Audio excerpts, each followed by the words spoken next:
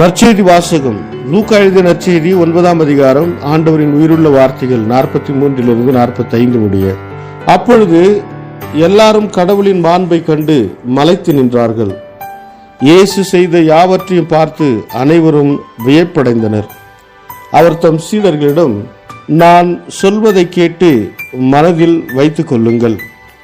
மானிட மகன் மக்களின் கையில் ஒப்புவிக்கப்படவிருக்கிறார் என்றார்.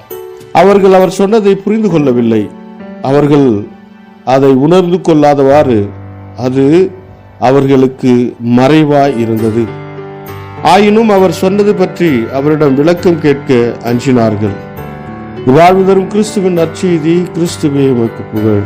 ಲೂಕಾ ಅಧ್ಯಾಯ 9 ವಚನ 43ರಿಂದ 45ರವರೆಗೆ. ಜನರೆಲ್ಲರೂ ದೇವರ ಮಹಾಶಕ್ತಿಯನ್ನು ಕಂಡು ಬೆರಗಾದರು. ಯೇಸು ಮಾಡಿದ ಎಲ್ಲಾ ಕಾರ್ಯಗಳ ಬಗ್ಗೆ ಜನರು ಇನ್ನೂ ಆಶ್ಚರ್ಯಚಕಿತರಾಗಿದ್ದರು. ಯೇಸು ತನ್ನ ಶಿಷ್ಯರಿಗೆ, ಮನುಷ್ಯಕುಮಾರನನ್ನು ಕೆಲವರ ವಶಕ್ಕೆ ಒಪ್ಪಿಸಲಾಗುವುದು, ನೀವು ಇದನ್ನು ಮರೆಯಕೂಡದು ಎಂದು ಹೇಳಿದನು.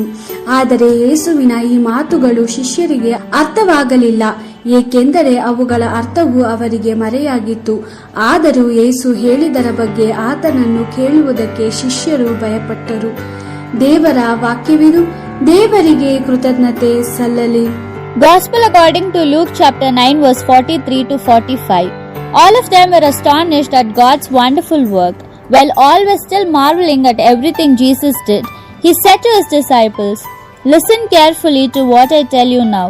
The Son of Man will be delivered into the hands of men." But the disciples did not understand this saying. They were prevented from grasping what he meant, and they were afraid to ask him about it. The Gospel of the Lord. Praise to you, Lord Jesus Christ.